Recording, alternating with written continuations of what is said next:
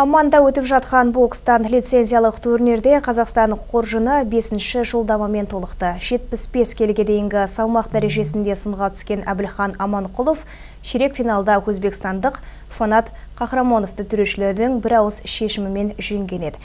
Осылайша Әбілхан елімізге бокстан 5-ші олимпиада жолдамасын сыйлап отыр. Ал бүгін спортшы туған жеріне оралды. Оны жақындары мен жанашырлары әуежайдан күтіп алды. Лицензиялық турнирге қатысу үшін әуелі еліміздегі іріктеуден іркілмей өту керек. Ел ішінде өзінің мықты боксшы екенін дәлелдей білген Әбілхан олимпиада лицензиясы үшін сынға түсті. Былтыр алған жарақатына қарамастан жас спортшы бабында екендігін байқатты. Осылайша сайысты 2-ші орынмен аяқтады. Бұл жеңісіне оның бас жаттықтырушысы Нұрлан Ағырбековтің де сіңірген еңбегі орасан.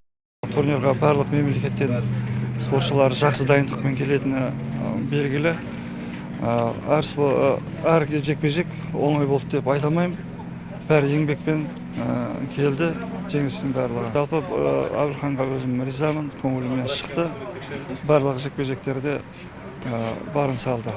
Айта кетейік, Аман қаласында өткен байрақты бәсекеде жерлестеріміз 9 бірдей лицензияға қол жеткізді. Оның 8-і жігіттерге тиесілі. Яғни Қазақстан ерлер құрамасы Токио олимпиадасының барлық салмағында сынға түседі. Жолдамаға қатысты жоспар орындалды. Ендігі мақсат алдағы олимпиадаға тыңғылықты дайындалып, жоғары деңгейде өнер көрсету. Әсіресе жігіттердің оған дейін жарақат алып қалмауы маңызды.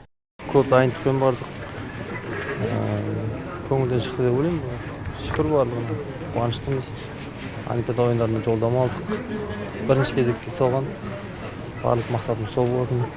Жоспар Алла қаласа жақсылап дайындалып, Олимпиада ойындарына өте мықты дайындалып, ол жақта чемпион болу Алла қаласа. Алдағы Токио олимпиадасында боксшыдан үлкен үміт күтіледі, ал жамбылдықтар жас спортшыға жанкүйер болуға әрдайым дайын. Перизат Қуатқызы, Әділбек Самаликов, Олжан Талас, 7-7 Ньюс.